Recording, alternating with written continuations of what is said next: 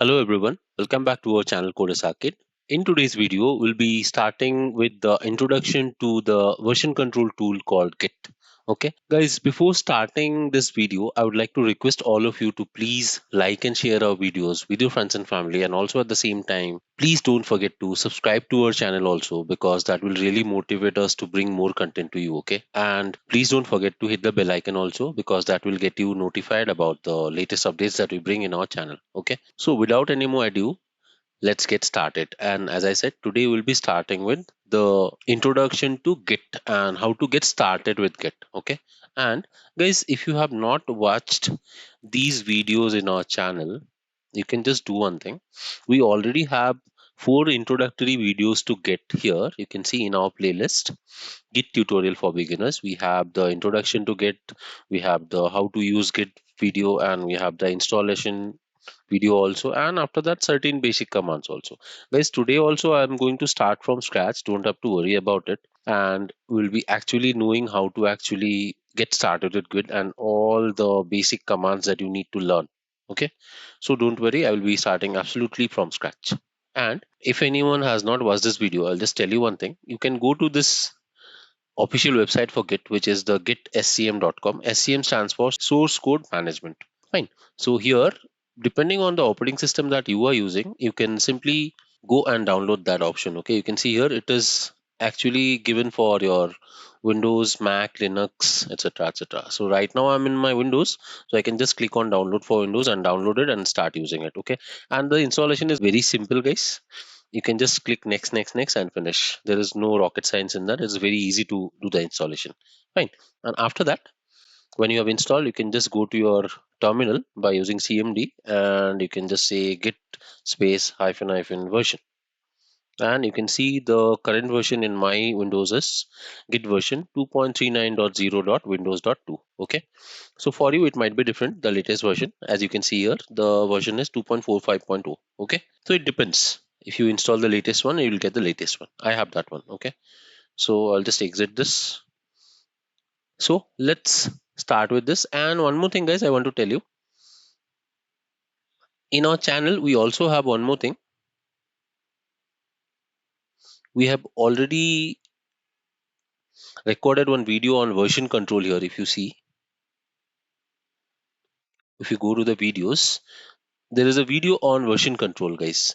I have explained in detail in scratch from basics what is version control, what are the benefits of version control, and what are the disadvantages or drawbacks that we can face in the industries when we don't use version control. Okay, so you should be very aware of the facts, and you should be very well known to the facts of version control, because this basic steps is very mandatory when you are starting learning it. Okay, so that's what I want to suggest you, that you go through this video. I'll give the link in the description and also in the I button, and also for the Git playlist. So just go through these videos, try to understand the theory concepts, and then we will go on to the commands and all the other stuff that we are going to learn. Okay, it will be very easy for you to understand then. Fine.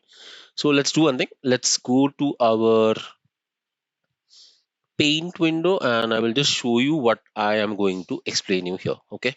So suppose, guys, I'm telling you one simple thing. Okay.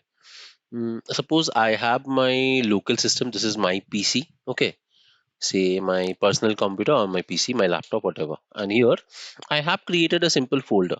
Okay, this folder, I want Git to track my data, whatever I have inside it. Okay, so for that we have to use certain commands. Okay, all these things we'll learn together. Don't worry. And so Git is an example of source code management tool or version control tool. Okay,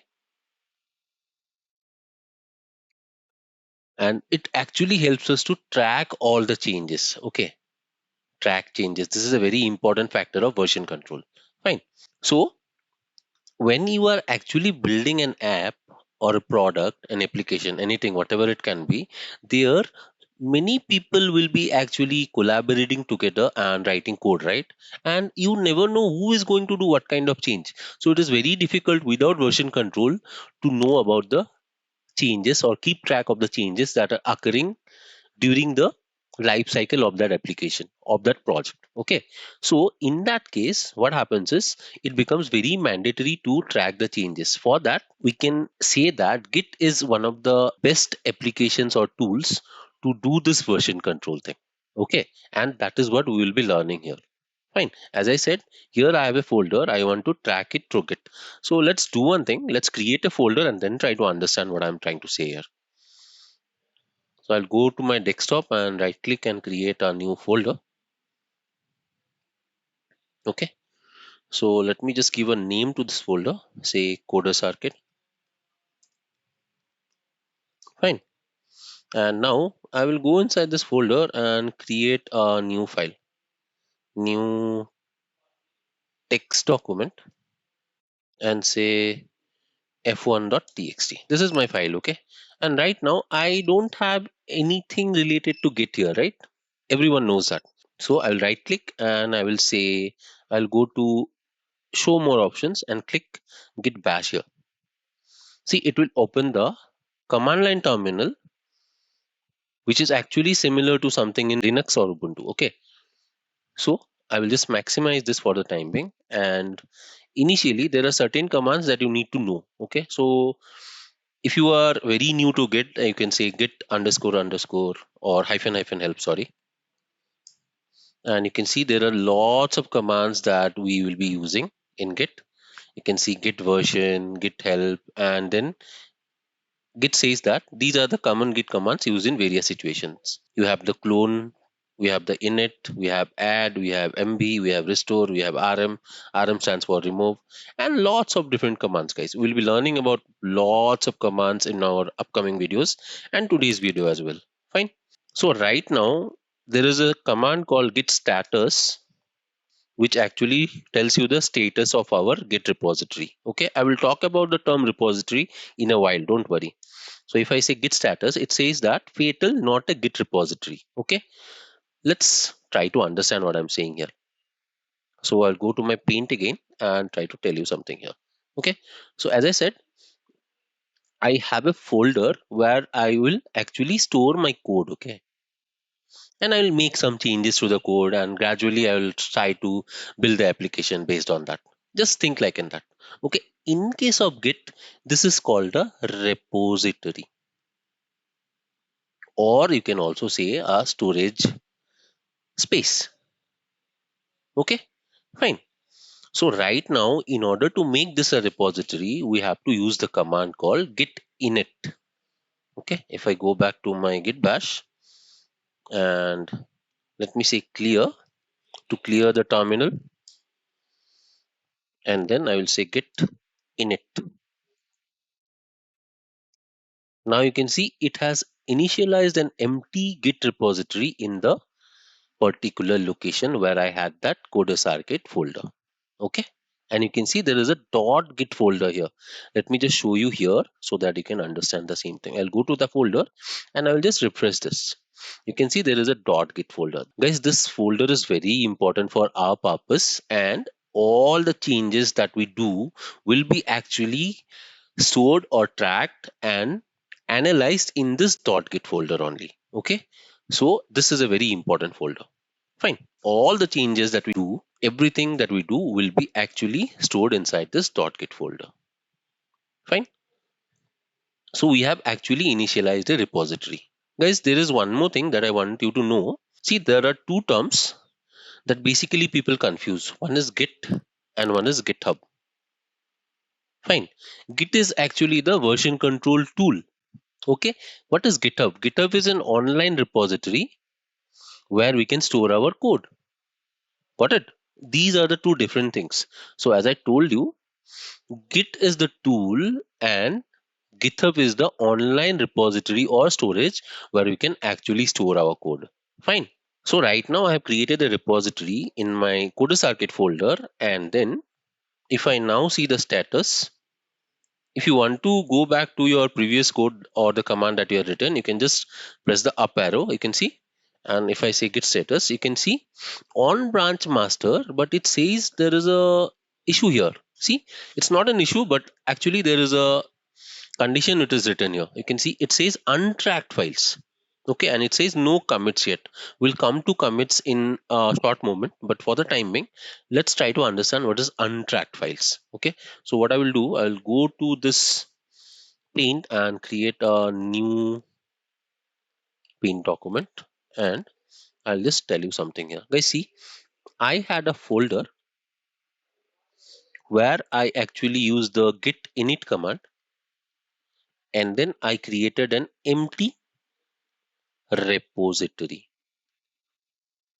Okay, and then here our target is when you are building an application, there the most important part is our main or master branch.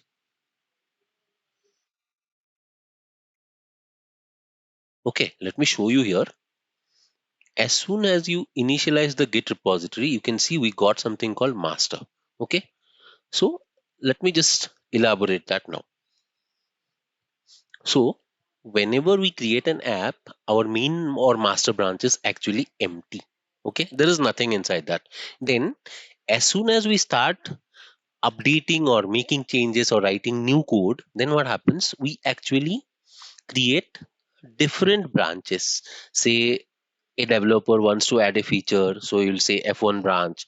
Some developer wants to add one more feature, then that person will say F2 branch.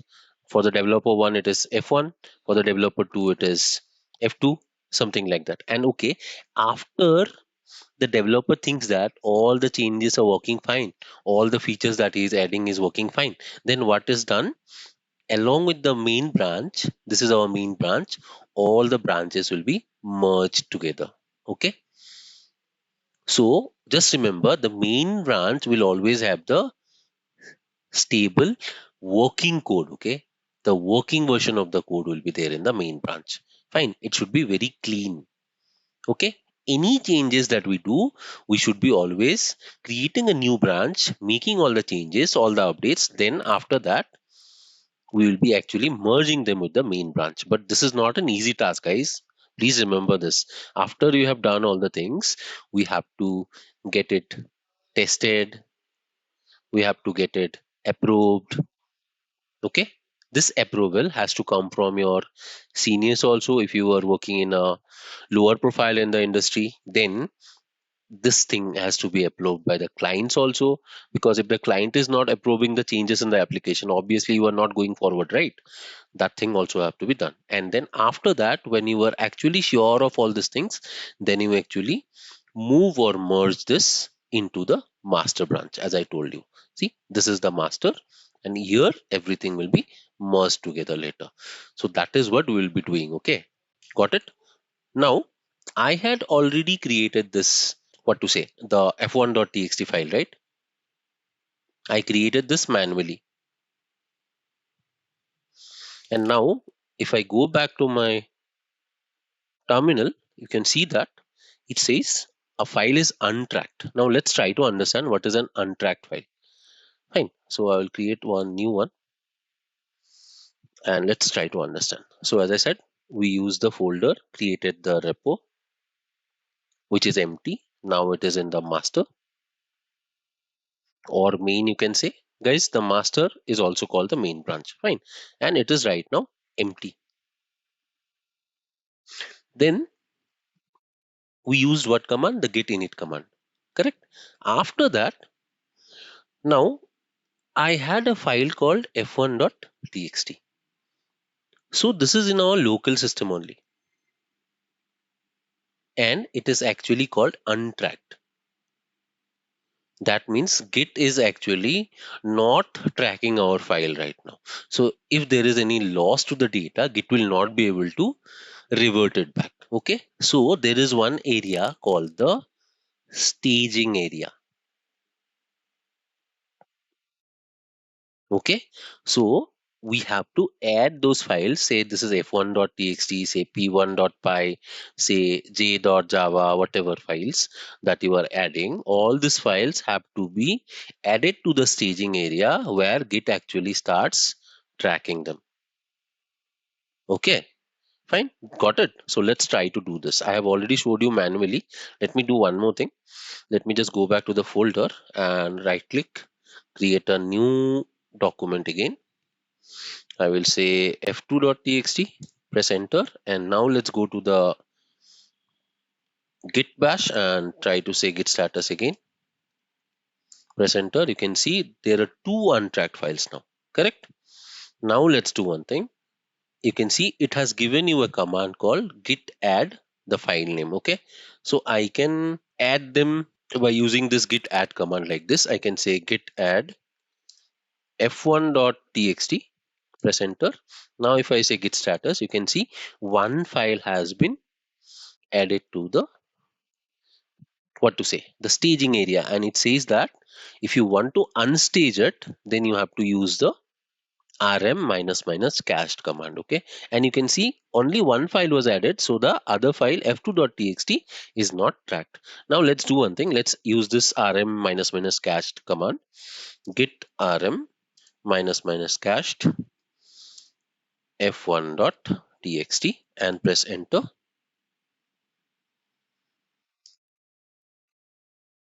So it says f1.txt. Now guys, if I just go to git status and see, you can see both the files are again back to the untracked area or the local machine. Okay, now git is not tracking them, but it doesn't mean that guys the four files will be deleted from my system. Okay, don't think like that. If you are thinking like that, you will be getting confused. So don't worry, I will just tell you. When I use the rm minus minus cast command, the file was actually brought back from the staging area into the untracked area. That's all. You can see no file has been deleted whatsoever. Okay, don't worry about that. So the rm minus minus cast command actually reverts back or transfers back the file from the staging area to the untracked area. Now git is not tracking it. Okay, now if I say git status, you can see that the both the files are not tracked. Now if you want to add all the files together, I can say git add and dot. Fine. So if you are not used to the commands, you can gradually learn them one by one. And guys, if someone is comfortable with shell scripting or Linux based commands, then you can just use these commands to add the files. Okay, I will just show you. I can say dir double angle brackets and say test.java, and if I refresh here, you can see test.java has been added. Let me go back here. Let me just do one thing. Let me minimize the size of this one also and keep it here, somewhere here. Okay, so that we can see side by side both of them.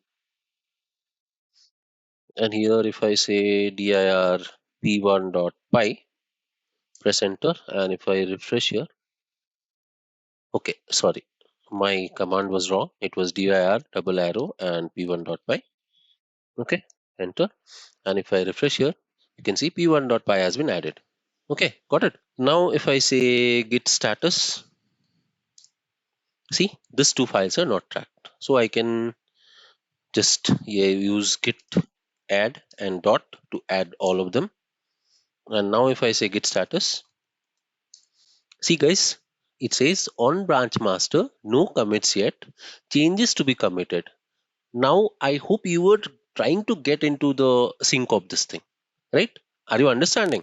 Let me just explain in a simple manner. What happened when we were in the folder, after that we started adding files, right? Now they were not tracked. Got it?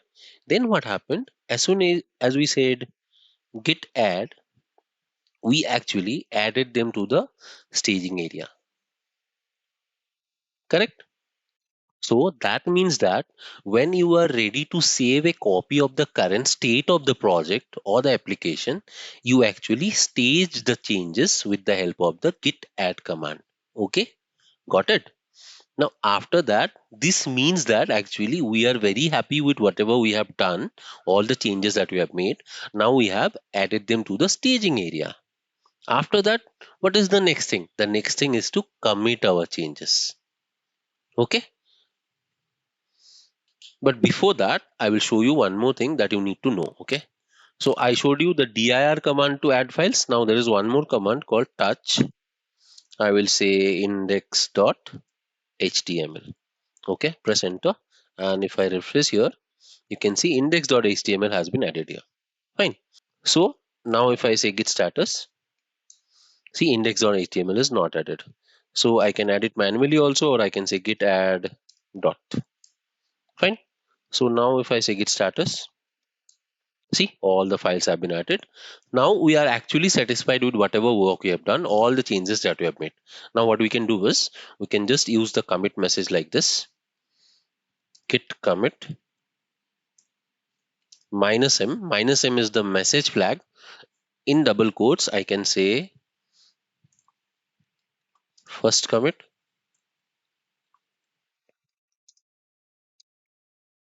added new files, and made some changes.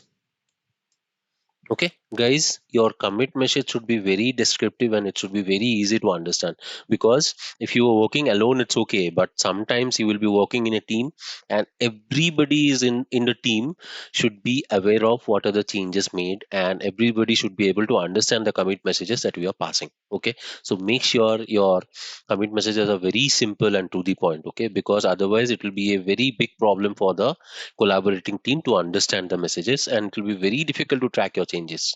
Okay, so I'm just pressing enter, and you can see git commit -m has committed, and now we have successfully saved all our changes now. Fine. Now let me tell you what actually the commit message is doing. See, as I told you, when you are actually ready to save a copy of the current state of the project, we actually do what? We actually use the git add command, right? I had already told you. So after making all the changes, we actually save a copy of the current state of the project by using the git add command. After that, what we do? After that, when you are actually happy with the stage snapshot, see, everything has been staged now.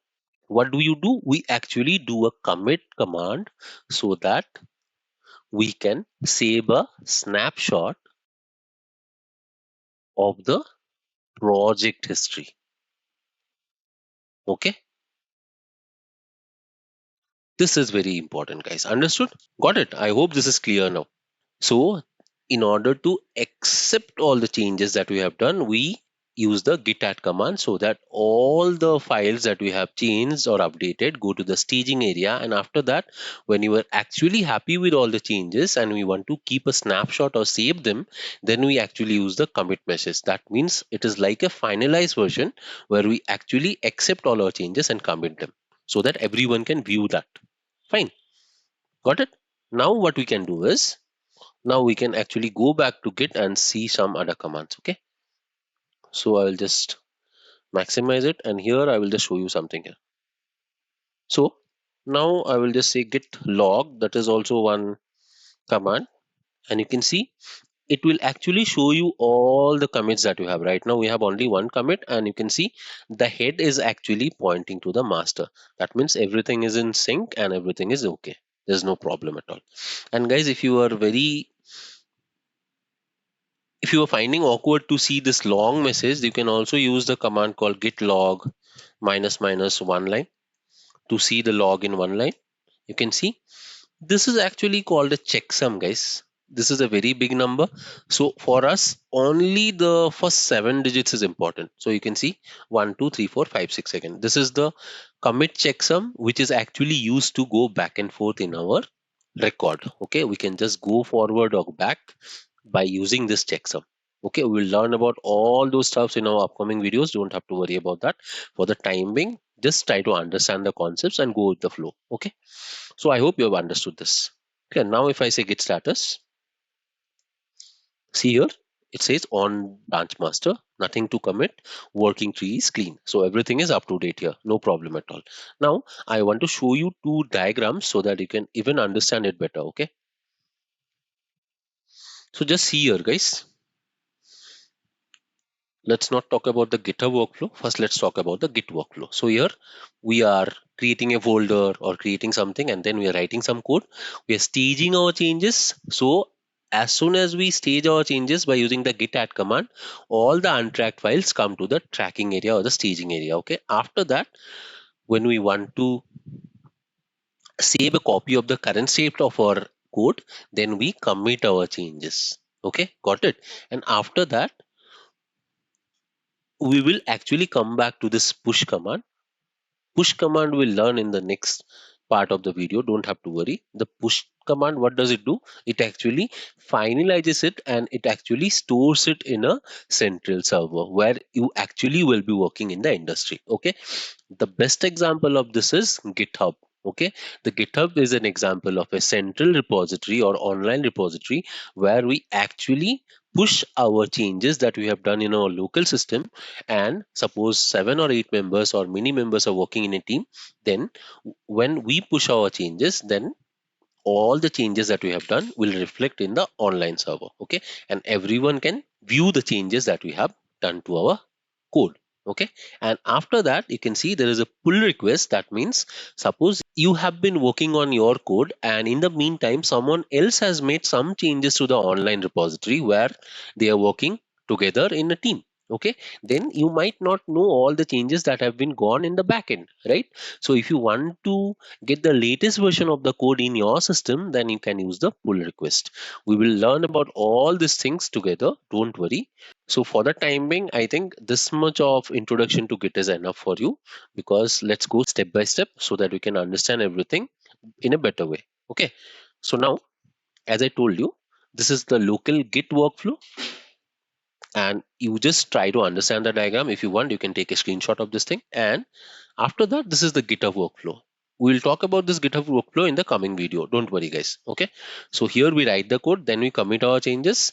And GitHub is actually a UI based system where we can easily do it by clicking some icons and do it very easily. You don't have to remember any code or commands. Okay. And after that, when we have committed our changes, here you can see we are making a pull request to pull all the changes from the online server to our local system.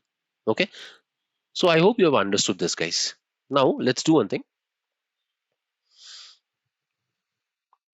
Let me just give you a brief recap of what we have actually learned till now.